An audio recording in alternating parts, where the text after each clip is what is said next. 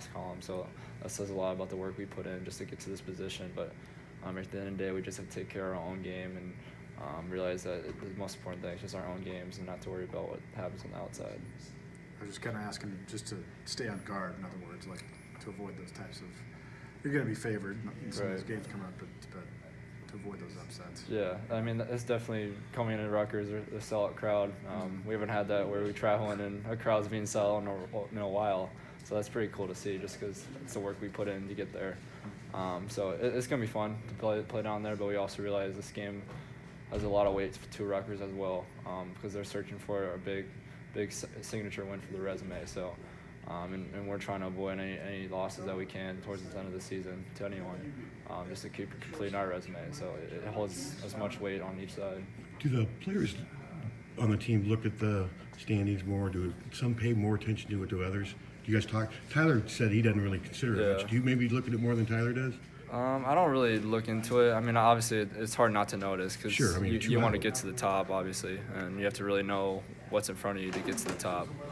So I think it's a good way to just look at things. But like I said to Chad, like you can only look into it too much about what you can control, and that's not something we can control as much as we want to. But like I said, upsets are going to happen in games. There's still 7-8 games left for a lot of teams, so. Anything can happen at this point. Tyler wasn't aware that it's been 40 years for Iowa to win a regular. Were you aware of that? Do you know that? I was aware of that, yeah. Does that bother you? I mean, how long have you known that? I mean, since I stepped foot on campus. I mean, I've always been one researching a lot into a lot of different things. I think it just runs in the family, I guess. But I like to know what my goals are going to be and what team-wide goals are, and you have to realize what happened in the past and how teams got there in the past and what worked for them and how long it's been. Because I mean, Iowa fans, they would love a conference title just as much as we would. So you have to take that in a little bit effect. But at the end of the day, it's us just taking care of business. I think it happened a year before your dad moved out here to college, I think. Really? That's a lot. Your dad was here from, what, 80 to 82? 80 to 82, I believe. So, yeah, that's how long it's been. Yeah.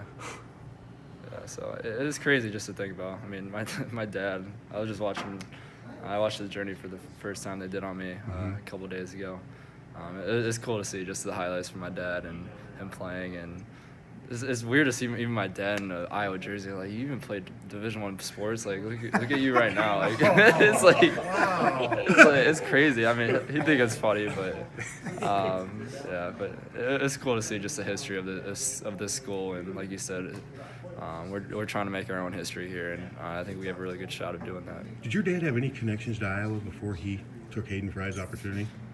I mean, he grew up in Southern California. I don't think so, honestly. I mean, Hayden Fry pretty much recruited him, and like my dad said, he sold him a dream of playing here and taking the team back to his hometown, and that's exactly what they did. So that's a story within its own. Amazing how it changed the course of his life. Exactly, and I know it's a weird thing, but I was like, why would you just stay in Iowa? He's like, I was like, why would you not live in California? I'd much rather grow up in California than Iowa. But no, he met some people that really talked him into staying here, and if that didn't happen, I wouldn't even be here because he met my mom after college, and like I said, it's another story within its own. And it's cool to hear all the many stories. I was just at a, I don't know, this will probably be a quote, but I was at the casino the other day, and I see a guy that he used to own Sports Column, and he came up to me. He's like, "Yeah, you and your mom, we used to go way back. We used to hang out all the time, and pretty much got them together." And